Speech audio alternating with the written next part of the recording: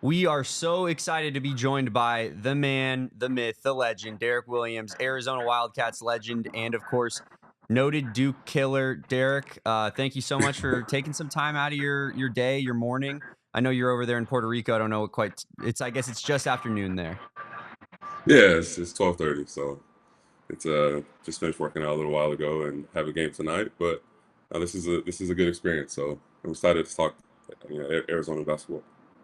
I want to start with how you got to Arizona. Obviously, you were, a USC commit, and then Sean Miller got the job at Arizona, and pretty quickly you ended up, committed to the University of Arizona. How did that process all go down, and what led you from flipping to USC to U of A?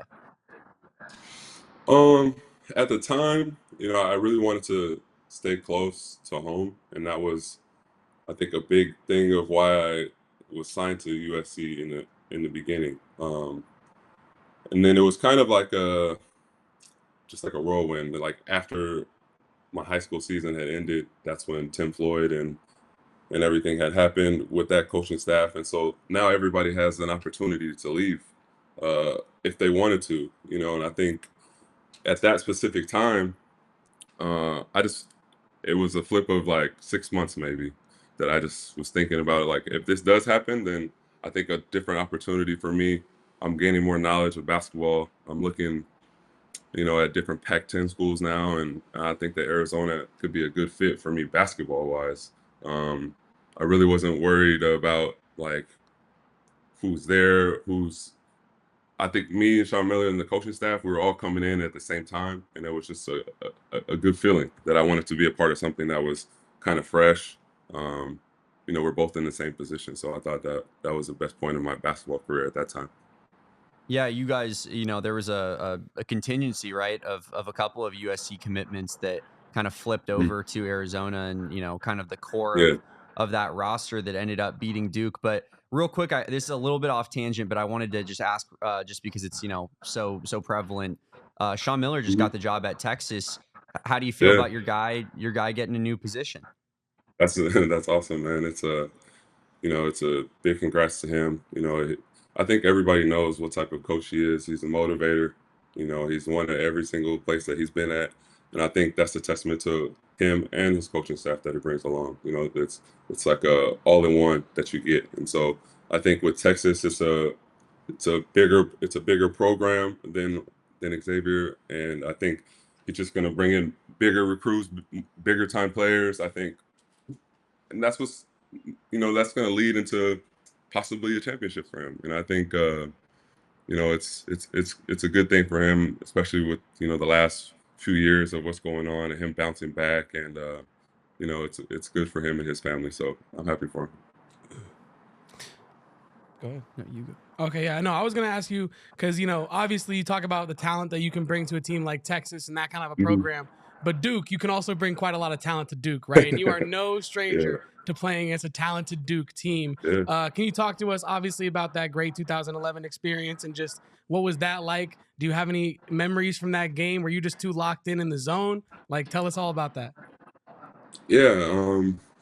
At that specific time, I still wasn't, let's say, highly recruited on like a national scale. I think that people had seen me, play and had won, uh, Pac-10 Freshman of the Year, and then now I'm going in towards the tournament. But I still didn't think people were believing in not only myself but our team, and I think that was just a huge game. Like in general, when you're going into a game like this, you have guys like Kyrie. This is the main focal point. He hasn't played all season, and he's coming off with a broken foot. But everybody knows who he is. Coming from high school, it doesn't matter. And um, Seth Curry. You have guys like this that are amazing players and still playing in the game today at the highest level. But at the specific time, they have 7 NBA players, on the roster, and I think that was all the motivation that we needed. We were the underdog. Whenever you're playing a team that's powerhouse. I think as a kid, you want to be a part of, let's say, history, upset, whatever the case may be. And so that was just a momentum the first half was, oh, we can play with these guys. You know, we can stick with these guys, and I think that's what just gave us the confidence through our whole team, and that's why you just saw everybody facilitate and make plays, and so that's just a key sign of a good team. Yeah, and you know, I was talking to Corey Williams last night about this upcoming matchup, and he kind of said that this game, from a player's perspective, might actually be Mhm. easier than the Oregon game. And his logic was that you know that everybody's good on Duke, so you just have to handle Yeah. your job, and if the man next to you handles their job, it actually is easier than the unknown variables that could come up with Oregon. Can you kind of speak to that? Like, what is it like playing against such a talented team? Like Cooper Flagg's going to be the number one pick in the draft, Yeah. and you know Tyrese Mhm. Proctor is only missed 3 3-pointers in the entire tournament so far. So what is that mentally like for a Yeah. player going up against a team that is viewed as like just world beating dominators? You know, and I'll bring it back to with my experience. You know, you go into the game, you're just fully locked in on the outcome of the win, regardless of how you play individually. And I think going into a game like this, that was my mindset. You know, I think that if you're going into the game just purely focused on trying to get the dub and doing the little things. I think that's also really important in games like these. Offensive rebounding, those are game changing plays. Free throws can change the game as well, and how you start the game. And I think that's the most important of all of them is how you start the game with energy and effort. Um, on both sides of the ball, and so going into the game this game, I would say that's the advice that I would give, because you've already seen what they can bring to the table with one game, and now you're playing them at a bigger stage and what you can and can't do. And so I think, um, that's all that they would possibly need to do in order to beat a team like this, with the guys like Cooper Flagg and people who haven't missed in a week, 2 weeks. And so I think overall we have a really good team. The little things are what really take you over the hump. And that's, like I said, offensive rebounds, free throws, diving on the floor, because the talent would take over. Guys like Caleb Love, it gets hot and it could be a long game. I think you mentioned to us off air right before we started this interview that you watched the first matchup this season where Duke kind of took it to Arizona, especially in the second half, and ran away with it at the end there. Yeah. From watching that game and kind of going into this one, what do you think you need to see from Arizona that they need to do differently to come out on top in this time around? I think a little bit, being able to watch it, that was my first game that I was able to watch, in person in a long time. And so uh, I think sometimes when you have big names and big schools, sometimes it can be, uh, and you're playing at home. I think a little bit of it was everybody wanted to do a lot, instead of letting the game try to basically come to them. And that's Mhm. what I got from the game, the first game watching. And so I think starting on the defensive side ignites the offense, and especially when you have, like you said, Cooper Flag top picks they're coming to play, and they know what's at stake, and so just the little things, again, I would say that's what brings a team together. Diving on the floor, taking charges, um, the little things, steals, being in the passing lane. I think if they do that, they have the talent to do that. They have players to do that. Arizona can come on top easily if they do the little things. Yeah, and David and I have been speaking all about that. Trust me, we have 4 days to talk about Duke. We have talked all about Duke and Mhm. the physicality that Arizona is going to need to bring. But one thing Yeah. we can't really speak to is the intangible mental aspect of the game, right? Can you kind of take us into the locker room? What is a pregame speech like? What are the pregame vibes like for such a big time game in the middle of March? Man, I would say it could be a mixture of both, depending on the type of players that you have. You have energetic players, you have people that are super locked in with their headphones. And I think you have to have a good mixture of both on your team. That's what kind of brings that camaraderie, that relationship together. Um, Again, some people are really quiet, but this March Madness, this is what brings out the chemistry, the character, the personality of of the players. Everybody's on the main stage, and I think, especially nowadays, with NIL and the social media, and you have the team managers now, getting NIL deals and things like this. So it's a whole package now as a basketball player. It's not just what you can do on the court, and I think this is a perfect way to show like not only the world your basketball skills, but how you are as a player, and that can really take you even further in this game. And I think more people like to see that. Looking back on it, was there any particular pregame speech from a player, from Coach Miller, somebody that kind of got you in the zone in 2011 before that Duke game? I think with Coach Miller, he was always saying we might not ever get this opportunity again.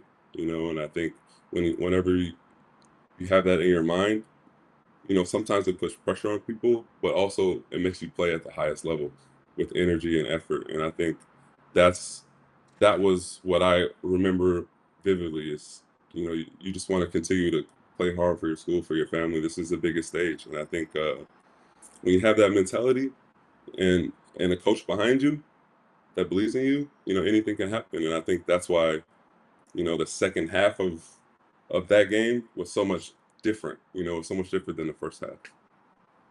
We were talking about pregame stuff, and I just, the curiosity's killing me over here. What was D. Will like pregame? Like, what was your routine? Like, what was your get down? Were you a headphones guy? Were you a snacking on an apple guy? Like, what was it?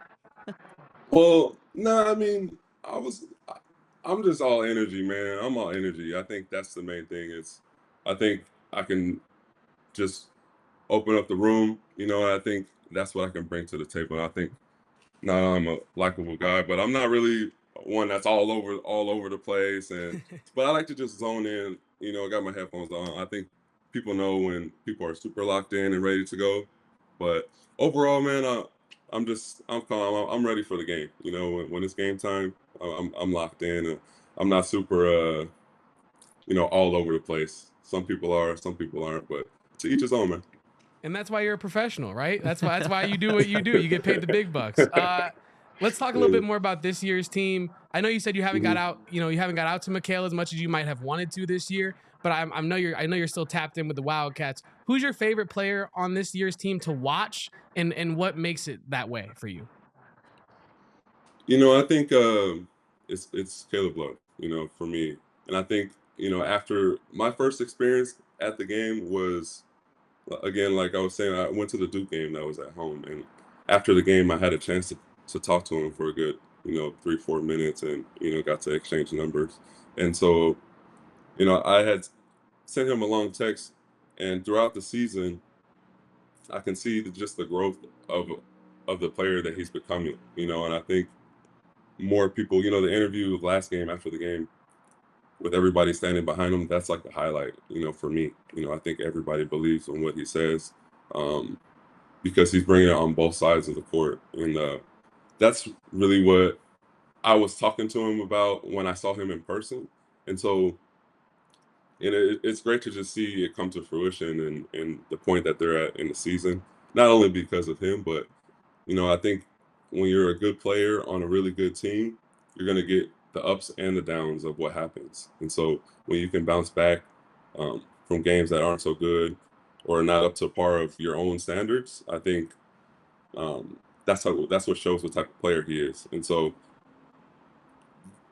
I would say that's the reason why, Caleb Love, he's been the go-to player for me this season. And it's good to see him have a game like he had last game leading up to this big time game that's coming up, and so like I said, it's good to see him just balling out and leading the team. Keep that picture away from Duke fans. Derrick Williams and Caleb Love standing next to each other. That's like, you would think they would have saw a ghost. Two Duke killers right there, as far as I'm That's concerned. awesome. But Derrick, I got to ask you what your favorite March memory is. I think mine has got to be your poster dunk with Kyle Singler right in the picture there. One hand, Mhm. just, I don't know if I've ever, 11-year-old Damon was just juiced to his gills watching that in his living room. What is that your favorite? What do we got? Like, what's Derrick Williams' favorite March Madness memory? Ooh, okay. I think, well, it's definitely a tie between this one and it's when I used to walk into the office. Um, there was a picture of the Texas foul getting the and one, and you can just see that I'm looking directly down, and somehow the ball goes in. I don't know how it goes in, but the and one call, I think that's personally my favorite moment. I had been struggling from the field up up to that point, and so just the moment and the time of that game against Texas, the and one, uh, and then the free throw after that. I think that was just that's a highlight for me personally. Um, But yeah, it's on par with the Duke one. It's on par with the Duke, just slam down the middle for sure. I think that's what's in people's minds, regardless. People still come up to me today about this game. Like it's no matter what, no matter where I go or play, people always can remember this game, and I think that's just a good feeling. Um, when you do play and beat teams like Duke. I don't want to put a damper on that conversation because it makes me want to run through a wall. But conversely, the most difficult moment I feel like of my one of them, I guess there's a few here in my head, but Yeah. one of the most difficult moments watching March Madness as an Arizona fan was the next game against Yukon. Obviously, you take the Mhm. 3-point shot. Arizona gets the offensive rebound back out to Jamel Hill in the corner. I got to say, from TV, I mean, that looked like the most money shot I've ever seen in my life. When Man, you were on the court, did you see it going in the same way that we all saw it going in? Because I could have, like, I 100%. was celebrating making the Final Four with the ball halfway in the air. Yeah, same here, man. I think that's just an exciting game to be a part of. What all the level of players that were and what people have done in their careers.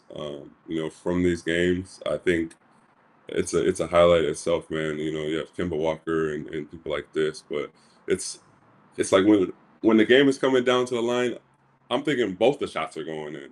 My shot, it doesn't matter if I was 1 of 10. I thought that this shot was going in. We get the offensive rebound, and like you said, Jamal Horton, he shoots again, and it's wide open. And I think that's what everybody, spot shooter. He's a spot shooter, and I think that everything what you guys thought, it was what I thought as well. I thought it was going in, and I thought we were going to the Final Four. So, it's a heartbreaking, way to end the game with the offensive rebounds, and we got another offensive rebound after that, but ran out of time. Yeah. So, I think it's just a great game to be a part of, regardless. Uh, but man, yeah, of course, I wish we both would have hit both of our shots, man. That would have been the ultimate win. But it happens. We live and we learn, and hopefully, like I said, hopefully Thursday they can put another beating on Duke and keep going and keep pushing. I mean, we're all hoping for that, right? And I'll bring the vibes back up a little bit here. You Please said you've do. traveled all around the world, and you have been granted the opportunity to do that with your basketball skills as well. And you've landed yourself in Puerto Rico, Mr. Williams. So Yeah, how is Puerto yeah, Rico treating you? Can you tell the people at home just a bit about the good PR? yeah. It's so far it's been great, man. It's a league that's really close, obviously, to the states. I'm actually my coach is JJ Barrera, who was my teammate in my second year of Minnesota, and That's so crazy. um, he's been retired for a few years now. He's the coach, but it's been great, man. Tonight I actually have a game at 8:30. I play against Danilo Gallinari, so that's my matchup tonight. Um, like I said, there's a lot of ex NBA players, a lot of good European players, Australian, Japan, people who play in Japan. So all over the place, man. And people who keep want to continue with their basketball career outside of the NBA, this is a great spot. And it's a great league. It's 3.5 months. Um, yeah, and so I've only been here 3 weeks. So I played 3 games, 3 official games. But yeah, like I said, tonight we have a big time game. We're 3-0, and we play.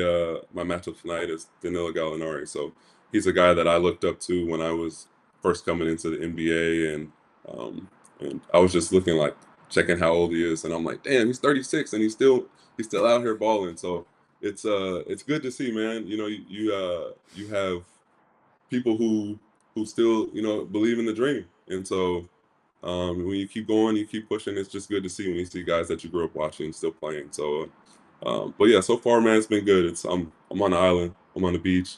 Go to practice every day. Work out. Enjoy. and just keep playing the game that I love. Can't complain about that, right? But your travels did Nah, start in man. Tucson. Your travels started in Tucson, right? And me Yeah. and Damon, we wanted to know, what was your favorite spot in Tucson? It doesn't have to be a specific food spot or like anything, but is your favorite aspect of Tucson as a city? Ooh, let me see. I I know you're on mean, an island now. It's a little different. no. So, it's when I would go to Tucson and when I would be in Tucson, I used to love to just go to EG's, man. That just different flavors of the month. That was always a cool stop for me. I heard that they might have been closed down recently, so, within the last year or so. But R.I.P. just a little spot like that, just a local.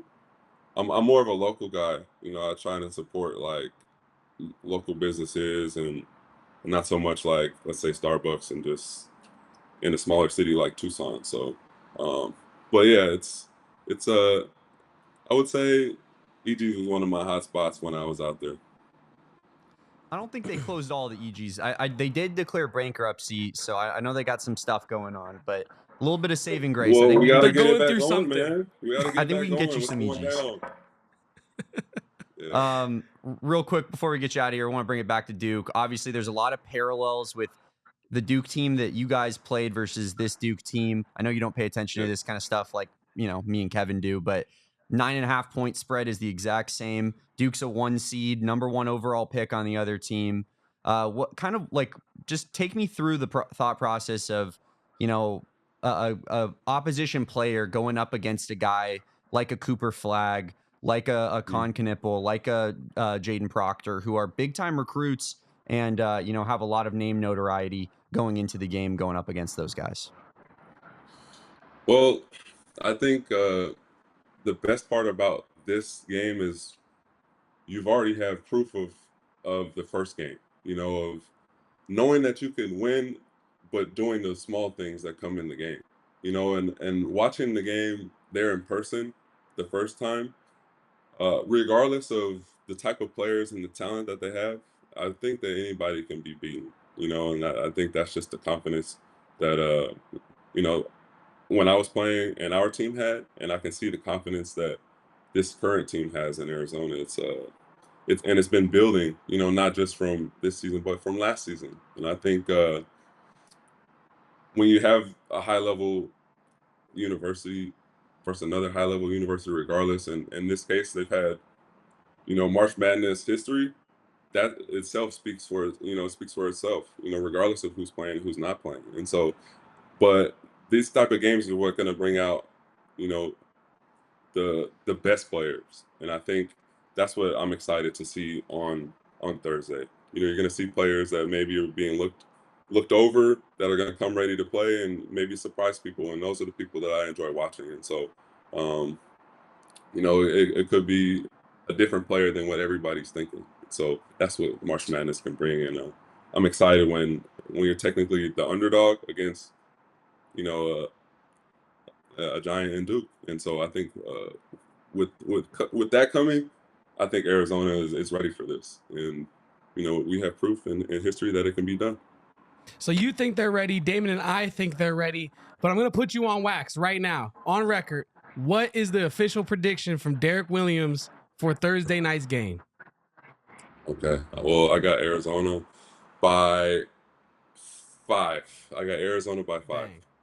Bang. Arizona by 5. You heard it here first, folks. Lock it in. Mark it down, write it down, put it in a time capsule, do whatever you got to do.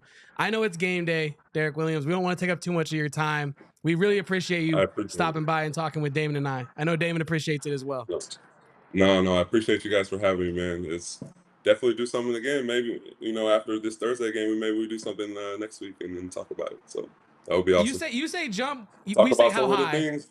100%. Yeah, I'll be ready for it after the Thursday's game. We'll set something up. We already know it's going to be a W. Bang. Love it. Derrick Williams, Arizona legend, Wildcats legend. We thank you for your time, sir. Thank you so much, and good luck in your game tonight.